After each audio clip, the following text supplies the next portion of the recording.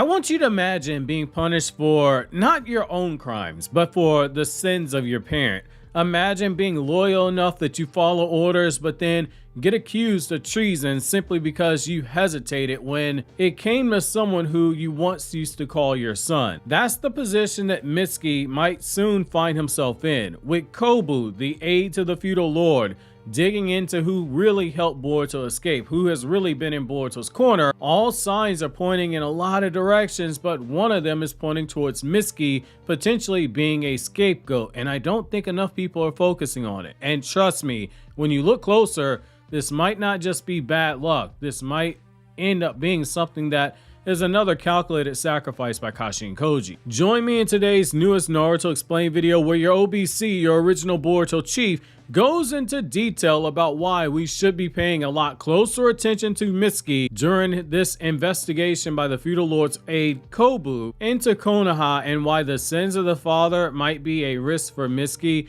given everything that's happened, and why Kashin Koji might be banking on that. Also, if you haven't already, make sure to check out the chapter review for chapter 26, which I will leave that linked in the description box and the end credits for those of you guys who've not seen it yet. Also, don't forget to sub to my Anime Explained channel where I discuss non-Naruto content, especially with this fall anime season having My Hero Academia's final season, Gachi Akira, and Spy Family, all series that I cover on that channel, and my Everything One Piece Explained channel where I only discuss One Piece and have been blind reacting to every single One Piece chapter from chapter 1 up to the current arc.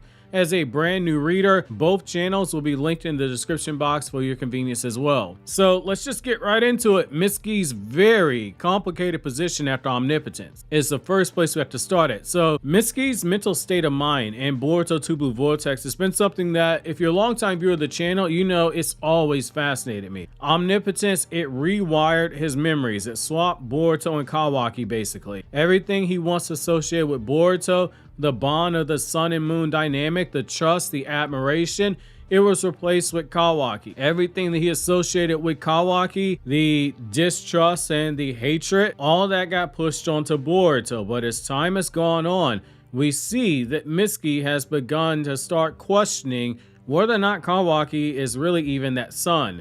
He sees Kawaki's darkness, his rage, the cracks in his supposed righteousness, because Kawaki can never emulate Boruto. Even though Kawaki's a flawed character with good intentions, he does things that the son of Naruto would not do. When Mitsuki fought against Boruto, we saw the conflict in real time. We saw that there was doubt creeping in, especially during that moment in time where Boruto could have cut Mitsuki's head off, and yet when the time came, he just refused. The memories that Mitsuki has of Boruto would have had Boruto do that, because again, everything he associates with Kawaki, he's associating with Boruto. And during Boruto's detainment, where he was being interrogated and being set up to be killed, Mitsuki directly followed Shikamaru's orders by helping Boruto escape. That moment alone makes him a prime suspect, because he was the last person to have seen Boruto before he was able to escape their confinement. Boruto teleported, got his things, and then Boruto left. If Mitsuki was truly as bloodlusted as he came off as before all of that, he would have finished Boruto off right then and there, instead of dragging it out and putting on the show where it looked like he was pissed off, but he really helped him escape. In a shinobi village, someone like Kobu, who has an outsider's perspective, is going to know shinobi do trickery. He's going to ask questions potentially. Was Mitsuki's heart truly in it? Then we have to look at why suspicion might fall on Mitsuki. From the perspective of the feudal lord and Kobu, the picture low-key is pretty clear.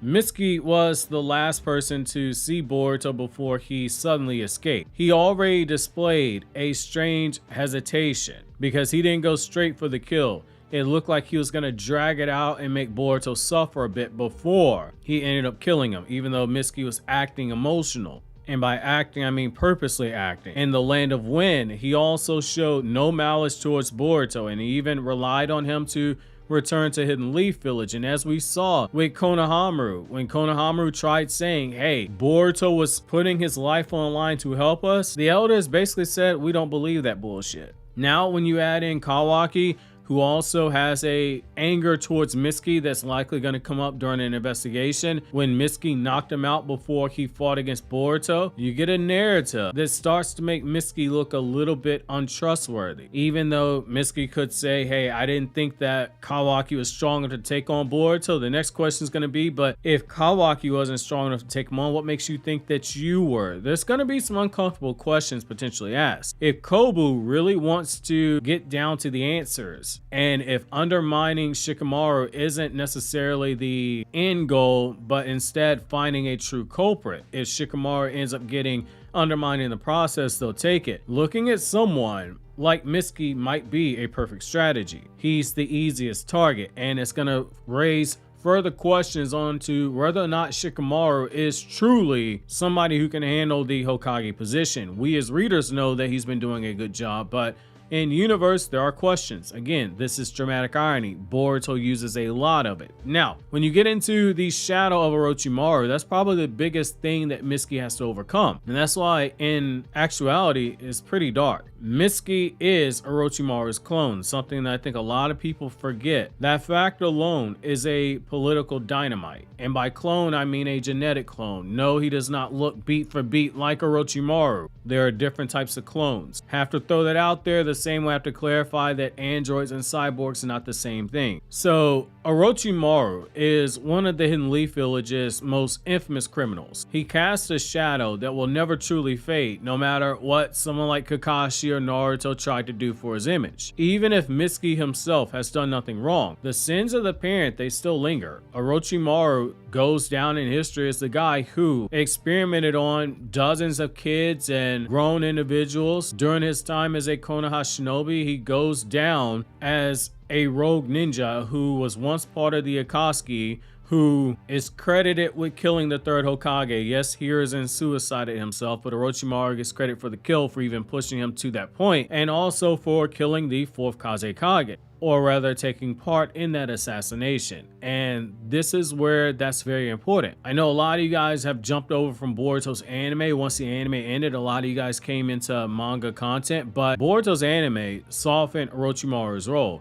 It painted him to a degree as a rehabilitated figure. It should be worth noting, the manga continuity, not by my headcanon, but by the editor assigned to Boruto, has already directly stated the anime and manga are two different continuities. If it happens in the anime, it doesn't necessarily mean that it's adjacent to the manga and that it takes place in the manga. Some things have overlapped, most things have not. Like I've said before, and like the Boruto manga editor clarified, you treat Boruto's anime the way that Dragon Ball fans have to treat Dragon Ball Super. Parallel story, but it's its own continuity. Everything that you see in the anime takes place in the anime timeline. It's all canon, but it's not canon to the manga, which for the 100th time, Japanese fans do not care about canon. That's a Western only term. The only stuff that got adapted from the Boruto anime regarding Orochimaru that you should pay attention to are Naruto Gaiden and the Mitsuki one-shot, and those were drawn by Masashi Kishimoto as being Naruto epilogue chapters in the form of Naruto Gaiden, that being the Shin Uchiha arc, and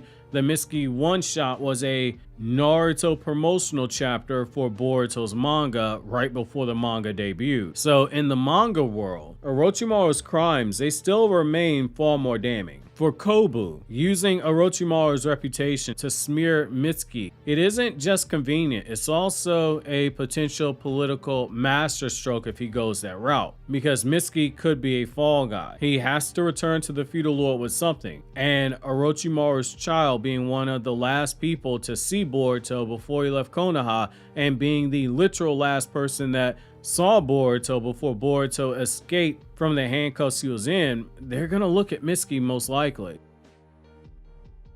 This makes even more sense when you get into the samurai and Shinto parallels. So in Japanese folklore and samurai tales, it gives us countless examples where children ended up paying for the parents' deeds.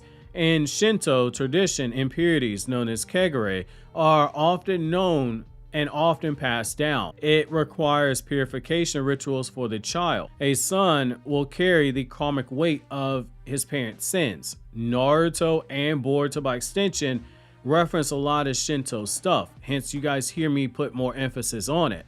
In samurai epics, so basically samurai tales, it is common for the heirs to be punished for their father's betrayal, even if they had no role in it. That is why you hear me talk a lot about clan honor when it comes to, say, someone like Ino. Loyalty to the clan and loyalty to the feudal lord. Loyalty to the emperor, which in the Naruto world, the feudal lords are basically a fusion of the emperor and feudal lords. Loyalty to a being like that far outweighs any personal innocence, for right or for wrong. Mitsuki being punished for Orochimaru's past, it mirrors this tradition very perfectly. He inherits blame not because of his own actions, even though Mitsuki did do some suspect things, but instead because of the legacy that he represents. Now, for someone like Mitsuki, unfortunately, that means that you're going to be interrogated. You are going to be blamed for things that you didn't do, or in this case, there are going to be assumptions made, potentially even though there might not be concrete proof.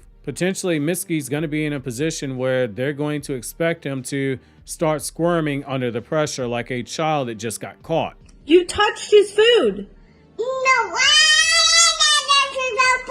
and this brings me to Kashin Koji, someone who is a consequentialist and someone who is very calculated. That's where the story turns more strategic. Koji very slowly is putting pieces in place. He's got Ada on his side, he's got Shikamaru on his side, he's got Inojin on his side. He potentially has a roadmap to wrap in someone like Sai by extension and someone like Ino because he has Inojin helping him. Kashin Koji has already stated that Shikamaru is irreplaceable. If they're going to win this war against the Shinju, he needs Shikamaru to remain as Hokage. Konoha can't afford to lose him for that reason. If suspicion falls on Mitsuki, Kashin Koji might quietly allow it, or even encourage it, like he did when Konohamaru was being questioned, because Mitsuki is a little bit more expendable compared to Shikamaru.